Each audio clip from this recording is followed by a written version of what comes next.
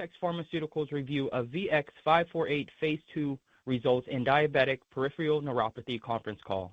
All participants will be in a listen-only mode.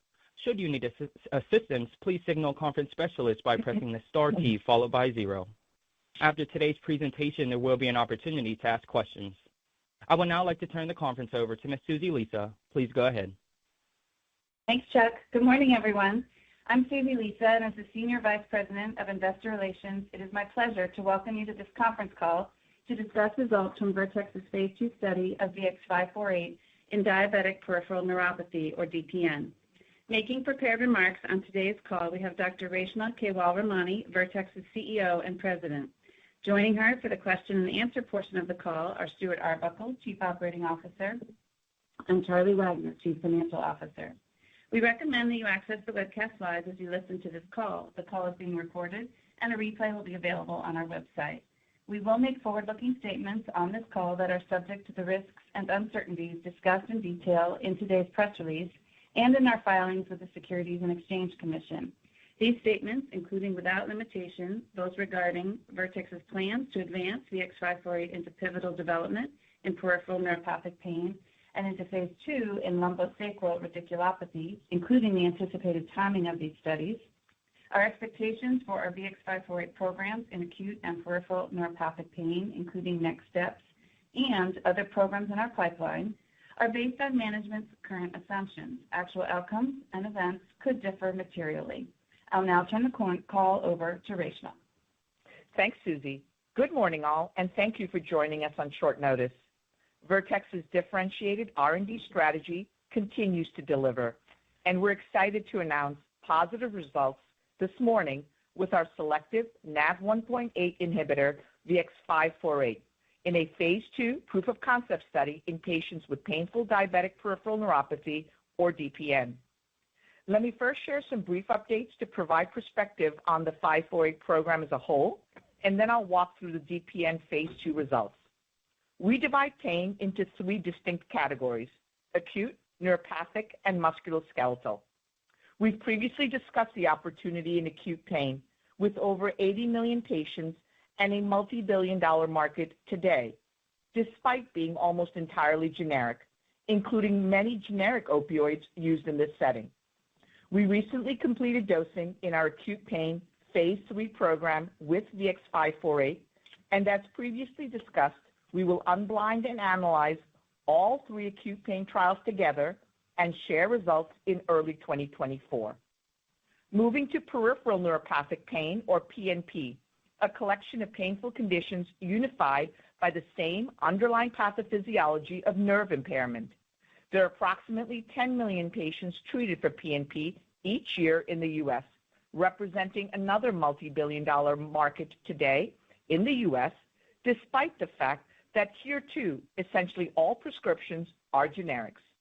Nearly 20% of these patients have DPN, and over 40% have lumbosacral radiculopathy, or LSR. There's a large unmet need in PNP given in LSR there are no approved treatments, and in DPN, currently available treatment options are associated with high rates of discontinuation, inconsistent dosing, polypharmacy, and off-label use. Given the clear challenges of current treatments, including most commonly the gabapentinoid class, we believe this creates substantial opportunity for a medicine that could offer a superior profile to currently used medicines. Our overarching goal in the PNP segment is to gain a broad neuropathic pain label, and we see the opportunity to do so with clinical studies in DPN and LSR, which, when combined, represent approximately 2/3 of the PNP patient population in the U.S. We initiated a Phase 2 study in painful lumbosacral radiculopathy earlier this week. And next, I'll review the results of our recently completed DPN Phase 2 trial. Today's results add to the body of evidence that selective NaV1.8 inhibitors represent the first potential new class of pain medicines in over 2 decades. These data in DPN establish proof of concept for VX548 in peripheral neuropathic pain and represent the first data from VX548 in the chronic setting.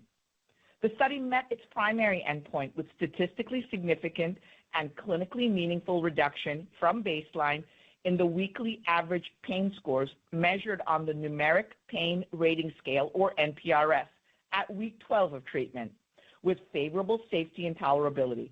Significantly, between VX548 and its predecessor molecule, VX150, this is the sixth positive phase 2 proof of concept study of a Vertex NaV1.8 inhibitor in pain conditions, including bunionectomy and abdominoplasty as examples of acute pain, and small fiber neuropathy and diabetic peripheral neuropathy as examples of peripheral neuropathic pain.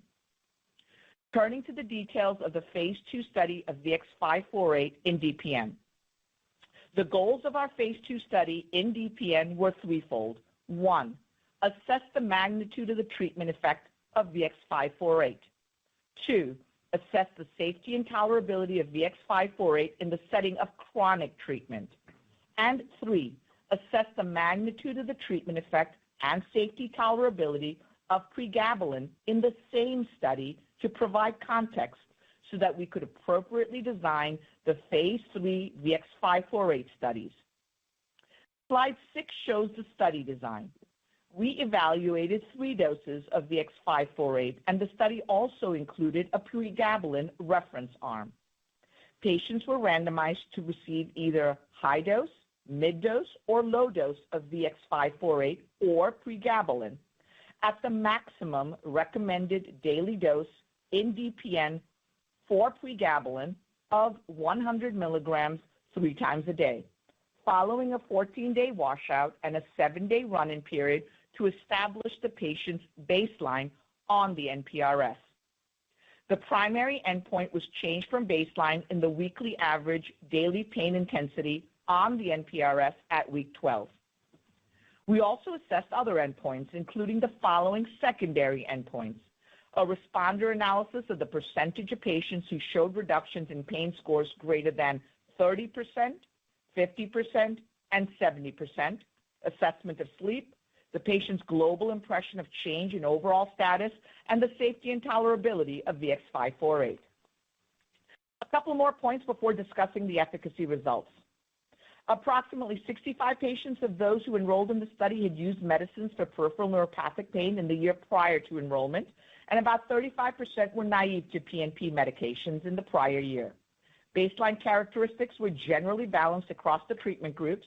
However, the VX548 high-dose arm had both a numerically lower baseline creatinine clearance and a higher number of patients with impaired renal function with creatinine clearance less than 90 compared to the other arms of the study.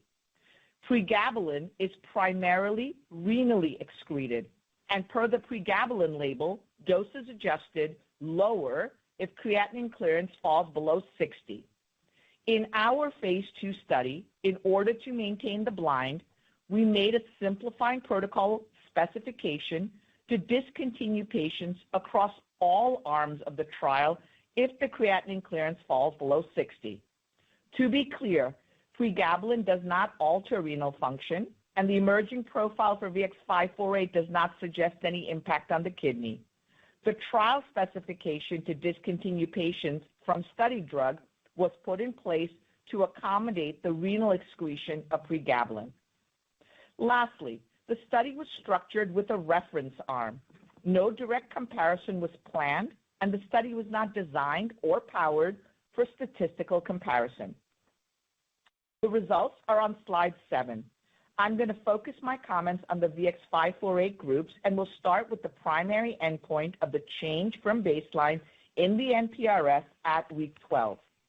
For the high dose, the mean change from baseline was minus 2.26. For the mid dose, minus 2.11. And for the low dose, minus 2.18. These changes represent 35% to 39% reductions in NPRS from baseline. Regarding statistical significance, all VX548 groups had reductions in pain scores from baseline with p-values of 0.0001. On clinical meaningfulness, The minimally clinically important difference, or MCID, is NPRS change from baseline of -1, and the clinical meaningful difference is NPRS change from baseline of -2. All 3 doses of VX-548 showed improvement of greater than 2 points on the primary endpoint. The pregabalin reference arm showed a mean change from baseline of -2.09 at 12 weeks and was studied to provide context for the magnitude of the treatment effect and the overall profile of VX-548. Moving on to slide 8.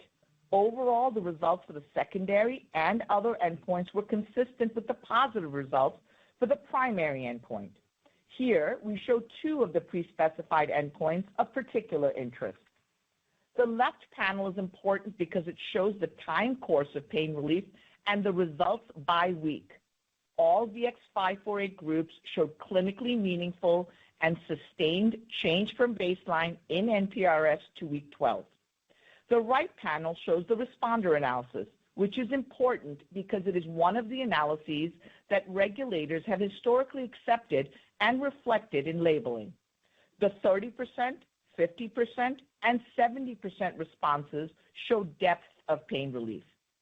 In all VX-548 dose groups, more than 30 patients achieved a 50% reduction or more, and more than 20% of patients in the mid and high dose groups achieved a reduction of 70% or more in pain scores. The pregabalin depth of response in the same categories is provided on the slide for reference. Before moving on to safety, a quick comment on dose response. While our goal was to select doses that would result in a broad range of exposures, that did not happen. The actual exposures in the 23, 46, and 69 milligram dose groups were overlapping and in the high end of the expected therapeutic range. Given all the exposures were in the expected therapeutic range, it is actually reassuring to see robust and consistent change from baseline in the NPRS score in all VX-548 dose groups, as well as consistency in the secondary and other endpoints out to 12 weeks of treatment. Transitioning now to safety. Slide 9 summarizes safety and tolerability. Similar to the efficacy section, I'll focus my comments on the safety and tolerability profile of VX-548, which was generally well tolerated at all doses studied for 12 weeks of treatment. The majority of AEs were mild or moderate, and there were no SAEs related to VX-548. One death in the mid-dose VX-548 group was due to atherosclerotic cardiovascular disease and was not related to VX-548. Focusing on treatment-related AEs, the rate of VX-548-related AEs across all 3 study arms was 14.5%. For context, the rate of pregabalin-related AEs was 27.8%. Slide 10 lists all the treatment-emergent AEs, that is to say whether related or not, that occurred in 2 or more patients in any treatment arm, so you have a view of the comprehensive emerging safety and tolerability profile, which is quite favorable. Most AEs occurred in 1 to 2 patients. A few points regarding creatinine clearance. We see no evidence of VX-548 or pregabalin, for that matter, impacting renal function. However, as mentioned earlier, there was a numeric imbalance in baseline renal function in the 4 arms of the study. The high-dose arm had both a numerically lower mean baseline creatinine clearance, as well as a higher proportion of patients with impaired renal function defined as creatinine clearance less than 90. And lastly, with regard to relatedness, there was 1 related AE of creatinine clearance decrease each in the pregabalin arm, in the mid-dose 548 arm, and in the VX-548 high-dose arm. Slide 11 is the final slide on safety. Given the importance of assessing the emerging safety profile of VX-548, here we provide the related TEAEs in 2 or more patients in any treatment arm. Again, we see a favorable profile for VX-548. As before, the The pregabalin-related TEAEs from this study are presented here for context. The related AEs seen in the pregabalin arm are consistent with the labeled safety profile of the drug. Slide 12 provides a high-level overview of our pain development program. We believe the greatest value we can create for patients and shareholders is by discovering and developing transformative medicines. And once we crack a disease area with a transformative treatment, we believe in serial innovation and out-innovating ourselves. You've seen us do this in CF, and we aim to do the same in pain and every other disease in our sandbox. As evidence to this commitment to serial innovation, our broad and deep portfolio of potential pain medicines is depicted here, including NaV1.8 inhibitors and NaV1.7 inhibitors, which could be used alone or in combination. To put a fine point on it, our novel, non-opioid, selective NaV1.8 and NaV1.7 inhibition approach is attractive for multiple reasons. It targets the underlying causal human biology of pain transmission. It works in the peripheral nervous system. And because of its mechanism of action, it holds the promise to work broadly in acute pain and in peripheral neuropathic pain. To conclude, we are very excited about these phase 2 results because they clearly demonstrate the potential of VX548 and the NaV1.8 inhibitor class to offer effective pain relief and a superior profile compared to available therapies for patients suffering from DPN, the starting point for a broad PNP indication. This study also adds to the body of evidence for the safety and tolerability for VX548 with 12 weeks of dosing in support of our acute pain program. These results drive our urgency to advance VX548 into pivotal development in patients with DPN and into phase 2 in patients with LSR. In the near term, the next steps include engaging with the FDA in our end of phase 2 meeting, advancing VX548 into pivotal development in DPN, and enrolling and dosing the LSR study, which recently initiated. In the mid and longer term, we look forward to advancing the next wave of NaV1.8 and NaV1.7 inhibitors and securing a broad PNP label, which would be a first in the U.S. With that, we'll be happy to take your questions. Thank you. We will now begin the question and answer session. To ask a question, you may press star then 1 on your touch-tone phone. If you're using a speakerphone, please pick up your handset before pressing the keys. And to withdraw your question, please press star then 2. And at this time, we'll pause momentarily to assemble our roster.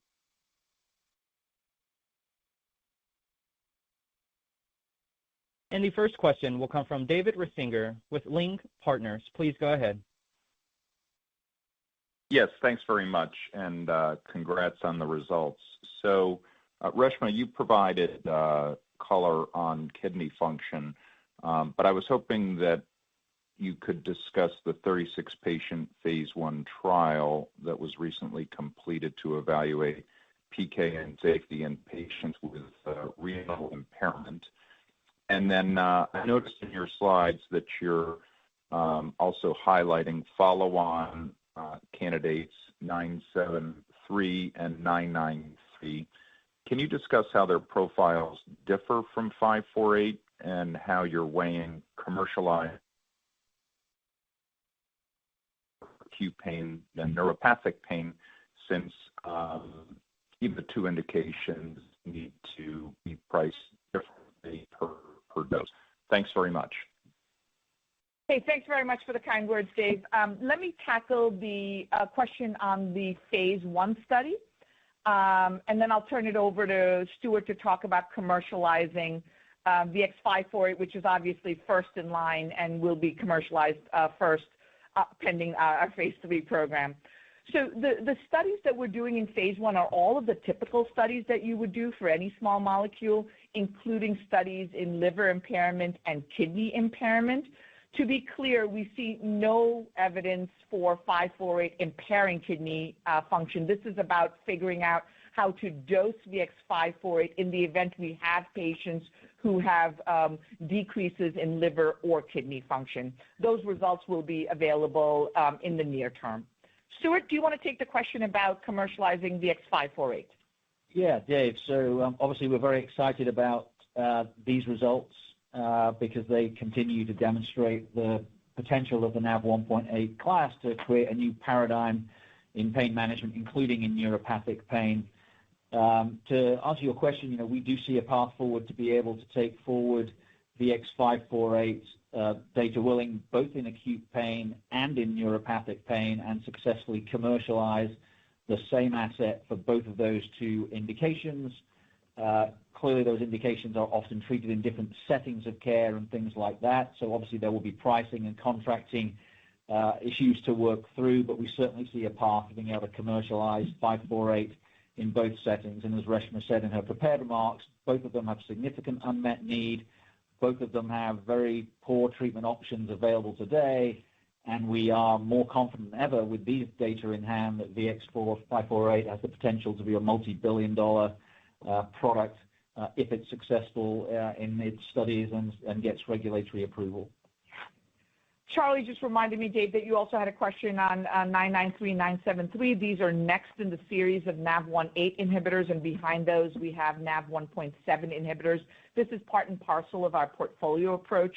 And for example, these are 993, 973 have greater potency, and 993 has the opportunity to also be dosed IV. Obviously, now that we believe this disease with this class of assets, we want to make sure we can help patients across the spectrum of acute pain as well as neuropathic pain. Great. Thank you. The next question will come from Mohit Bansal with Wells Fargo. Please go ahead. Great. Thank you very much for taking my question, and congrats from my side as well. So a couple of questions. So one is on, so given the success in DPN, how much can you read into this success, and how much can it, how much confidence does it give you in the broader peripheral neuropathy pain program? Is there a correlation there? And secondly, on the phase 3 trial design, how similar or different it could be from the DPN phase 2 trial? I know FDA typically likes multiple doses exploration just to make sure that patients can actually have a lower dose as well in case they need it. But how are you thinking about that? Thank you. Mohit, you cut out there. I think the second part of your question is about dose selection for phase 3 in DPN. Was the first part of your question the read-through of these results to the phase 3 acute pain program? No, I mean, so the first part of the question was regarding how much you can read into the broader peripheral neuropathy program that you are running. Okay. Thank you. Got it. So Mohit's question refers to what do we see in this phase 2 result in DPN, and what can we read through to LSR, lumbosacral radiculopathy, which falls into the same broader category as PNP. So obviously, as Stuart said, we have more confidence today than ever before because we now have the phase 2 results in hand, safety and efficacy. But each of these programs needs to go through their own exploration. And so we're excited to advance this into LSR. The study has already initiated. As I've said previously, the safety is very much applicable across the board to all of our VX-548 programs. And on efficacy, we have to look at each of these programs individually. We should be able to do so in the near term with LSR, given the study's already begun. With regard to dose selection on the DPN study, that is something that we're going to be talking to the regulators about at our end of phase 2 meeting. So stay tuned, and we'll have more to share with you after we have those discussions.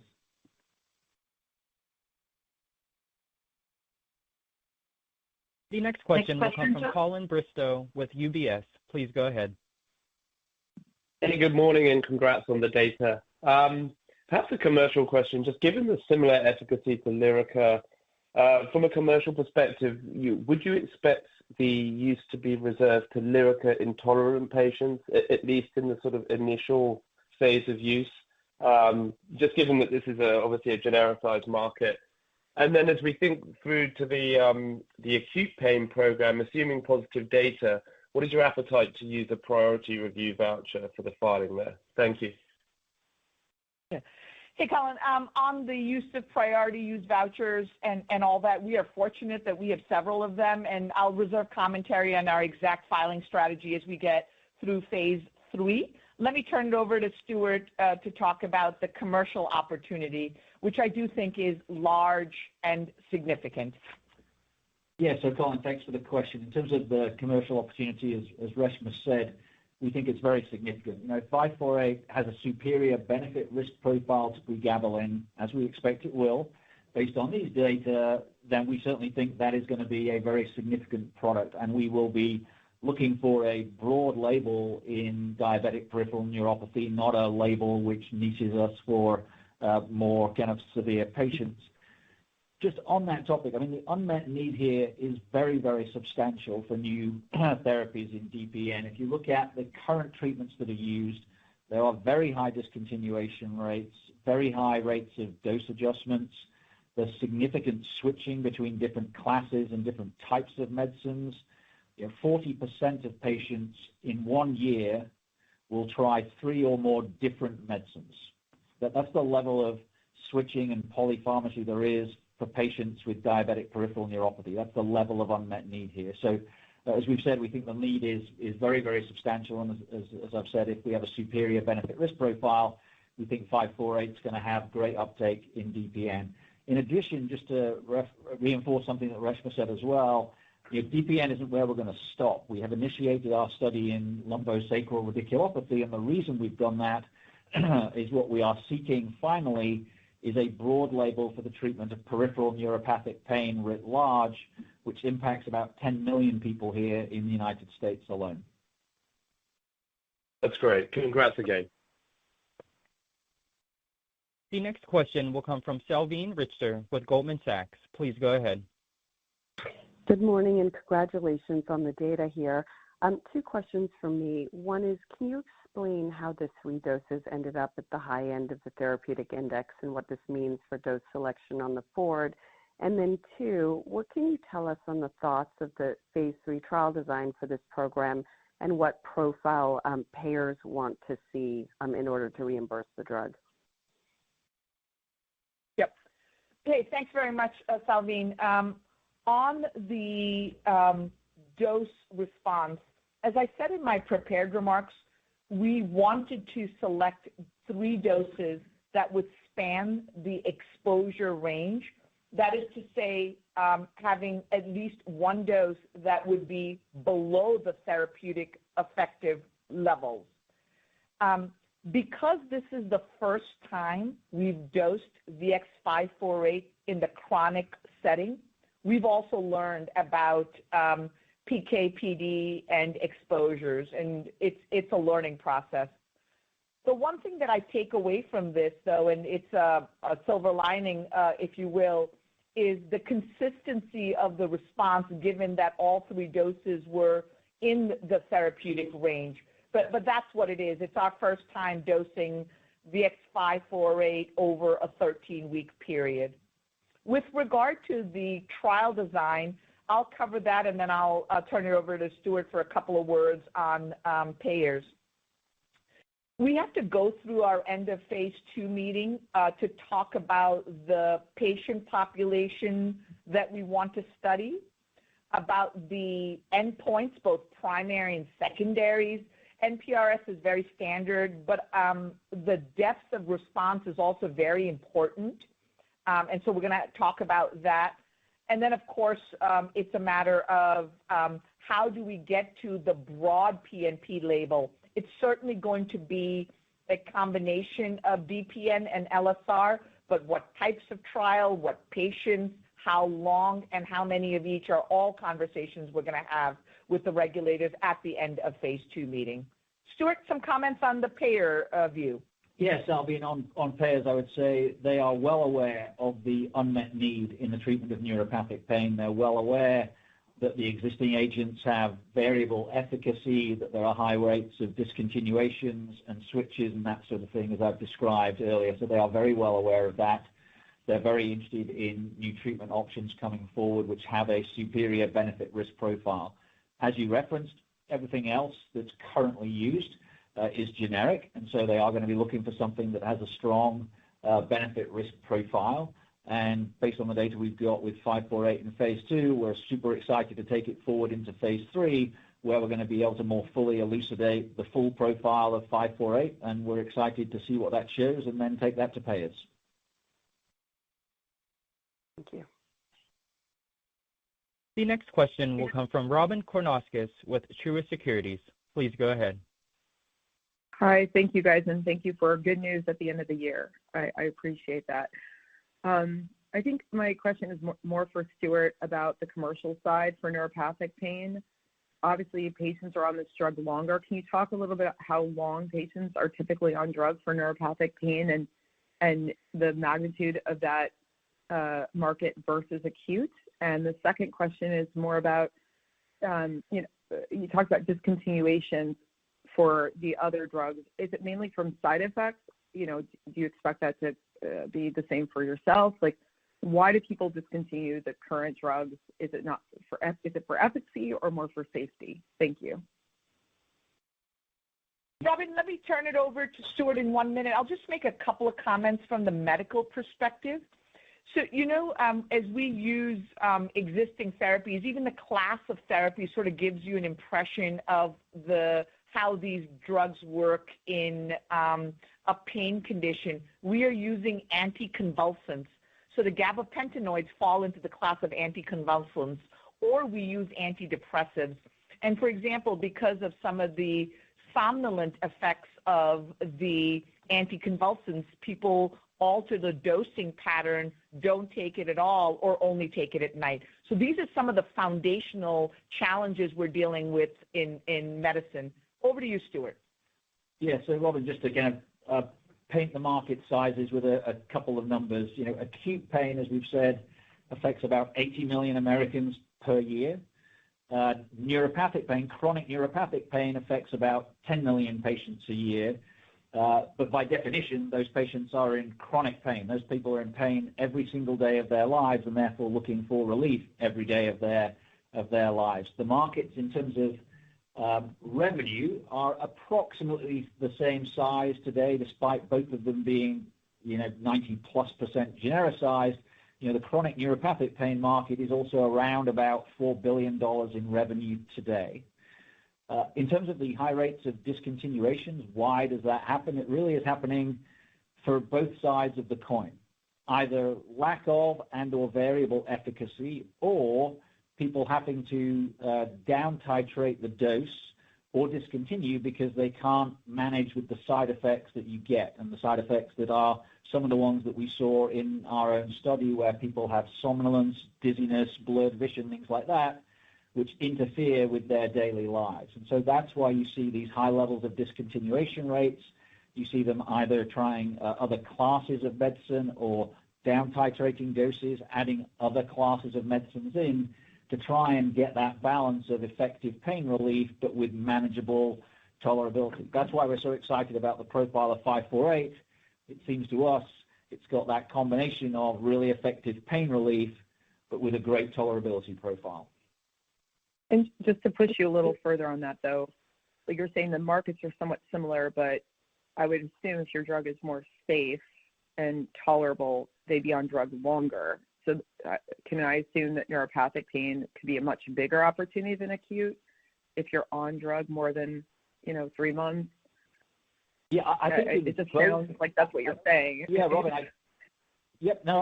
I agree with you, Robyn. I think there is an opportunity to increase the volume of medicine that is used, because in both classes, actually in both segments, acute and chronic neuropathic, because the existing medicines do not have the same sort of efficacy and tolerability profile. So I do agree with you. Our hope would be that 548 would be something which, as I say, combines great pain relief with great tolerability profile, and maybe something that patients can start with and stay with. Great. Thank you so much. The next question will come from Brian Abrams with RBC Capital Markets. Please go ahead. Hey, good morning, guys. Thanks for taking my question, and congratulations on the data. I was wondering if you could talk a little bit about the site that enrolled about 10% of patients, but looks like it was excluded from the efficacy analysis due to patient noncompliance. Can you talk a little bit about what happened there, what the data might look like if you were to have included that site, and whether or not this site is also included in the acute pain phase 3s? Thanks. Yeah. The data that we're talking about is there was one site with a total of 19 patients enrolled, and those 19 patients were spread across all of the 4 arms, the 3 VX-548 arms and the 1 pregabalin arm. The patients were not compliant with their medicine, and we know that because we're measuring concentrations. Therefore, that site was excluded from the efficacy analysis. It was included in the safety analysis, as was mentioned, I think, on slide 6.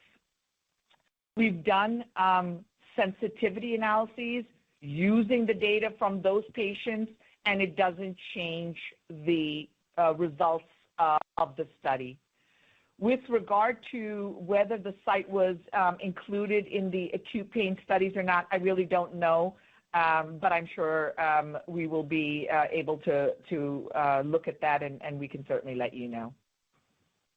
Thanks so much. Remember, the acute pain trials are 1,000 patients each. Thanks.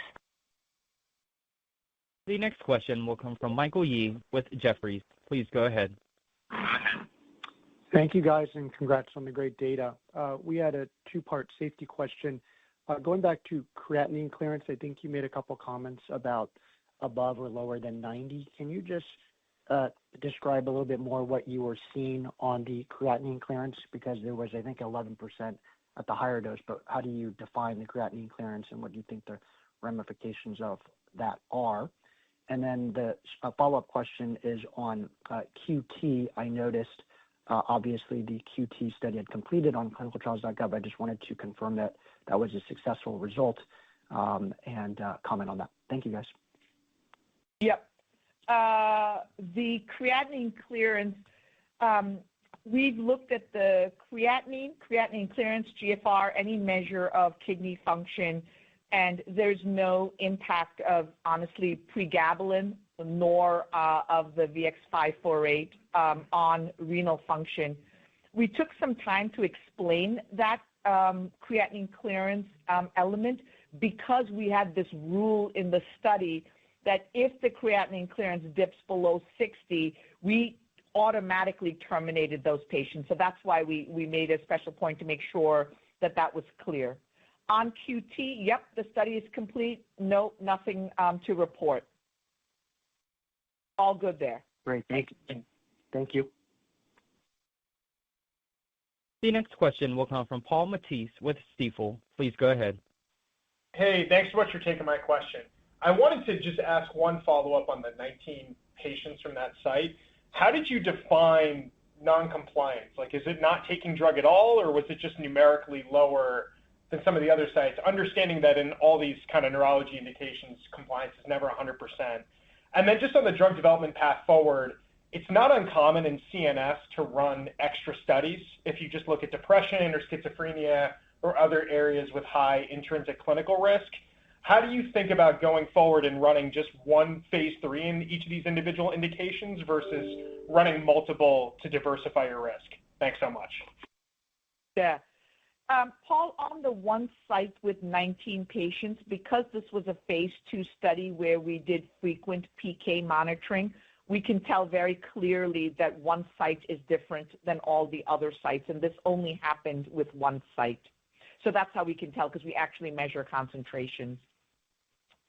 On the phase 3 trial, you raise a very good point about study design and number of studies, and these are all part and parcel of what we're going to talk to the agency about. First, we need to understand what the agency needs for a phase 3 program with the kind of label that we desire, which is broad peripheral neuropathic pain. And then we can go about designing the studies not only for regulatory approval, but additional studies that we may think are necessary. So stay tuned. We'll certainly share the outcomes from our end of phase 2 meeting with the regulators.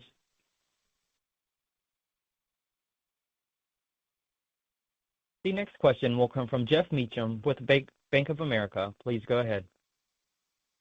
Hi, guys. Also wanted to offer my congrats on the data. A couple questions. The first one is that you guys previously have talked about not going after sort of the chronic pain market, chronic non-neuropathic pain. I wonder whether today's data make you reconsider that. I'm thinking in terms of like with respect to chronic back pain or markets like that traditionally require a bunch of phase 3s. And the second one, I know, Reshma, you're obviously talking to FDA end of phase 2 meeting, but maybe just give us some consideration for having to use pregabalin or maybe another active comparator, in your phase 3 for neuropathic pain. A lot of questions here today on, considerations with regard to payers and things like that, but wonder if you can capture maybe a novel differentiation or some metric using, an active comparator or more than one. Thank you. Yeah, sure thing. So, Jeff, on the question of, let's call it musculoskeletal or osteoarthritic or sort of back pain, those are important pain conditions, and honestly, millions of Americans suffer from that. And the treatment there isn't great either. However, strategically, it doesn't fall in our area of our strategic area of pursuit, in that it requires a primary care sales force. That doesn't mean our drug won't work there. I bet you it will. And I say that because we actually studied musculoskeletal pain, i.e. osteoarthritis, with the predecessor molecule, VX-150, and it was positive there as well. So our focus here is on acute pain and neuropathic pain, which we're going to develop and commercialize ourselves as Vertex, because those are indeed specialty markets that work on our strategy. For musculoskeletal pain, we'll get to those patients, but we won't be commercializing in that area ourselves because it doesn't fit our strategy, because it will need a primary care sales force. The other question about how could we design phase 3 and what would that look like, I don't want to get ahead of our end of phase 2 meetings, but a couple of comments to maybe give you some context. There used to be a regulatory guidance for drug development in neuropathic pain. It was withdrawn circa 2018 or so. And basically the fundamentals that are there that I think are important to keep in mind is you don't have to study an active comparator. And there is openness about the endpoint, whether it's the NPRS over, for example, a 12-week period, or if it's the NPRS at some other time period, or if it's the depth of pain response, like the 30%, 50%, 70% responder. And I think that old guidance document gives you at least a starting point of where we could begin. But I'll keep our thoughts about exactly what we're going to do and how we'll design it for after we have those meetings, so we can give you a clear path forward. Great. Thank you. But I can tell you I'm super excited about taking it to phase 3. The next question will come from William Pickering with Bernstein. Please go ahead. Hi, good morning. Thanks, and congrats on the data. For the creatinine clearance, how is the determination made that only one of the AEs that you saw in VX-548 was drug-related, and implications for dose selection for phase 3? And then I believe that one of your secondary endpoints on cc.gov was the like a PRO, patient global impression of change. I was wondering what that data showed. Thank you. Yep. The AE determination is by the investigator, and it's the same for all of the AE determinations. And with regard to the PRO, we'll share all the data in a manuscript that I'm sure will be out next year sometime. But it's very consistent. The PRO data, the sleep data, all the secondary endpoints are very consistent with the primary endpoint and with the data that we shared today. Thank you. Chuck, we'll take one more question, please. Yes, ma'am. And the last question will come from Lisa Banco with Evercore ISI. Please go ahead. Hi, congratulations on the data, and thanks for taking the question. Just two for me. First of all, can you just describe a little bit more about how VX-548 is metabolized, circulates, and eventually leaves the body? And then finally, just for the neuropathic pain, can you break down? I know you talked about the number of patients that have neuropathic pain and how many kind of fit into this peripheral form. Thank you. Yep. I'm going to ask Stuart to comment on the numbers of peripheral neuropathic pain and how they fall into DPN, LSR, and other. On VX-548 metabolism, it's largely liver metabolized. Stuart? Yeah, and Lisa, the 10 million people I was quoting in the U.S., they have peripheral neuropathic pain. Just under 2 million of them have diabetic peripheral neuropathy, and then over 4 million have lumbosacral radiculopathies. So between those two specific indications within PNP, they account for over 60% of all patients with peripheral neuropathic pain. Great, thank you. This concludes our question and answer session as well as our conference call for today. Thank you for attending today's presentation. A replay of today's event will be available shortly after the call concludes by dialing 1-877-344-7529 or 1-412-317-0088 using the replay access code 10184779. Thank you for your participation today and have a great day.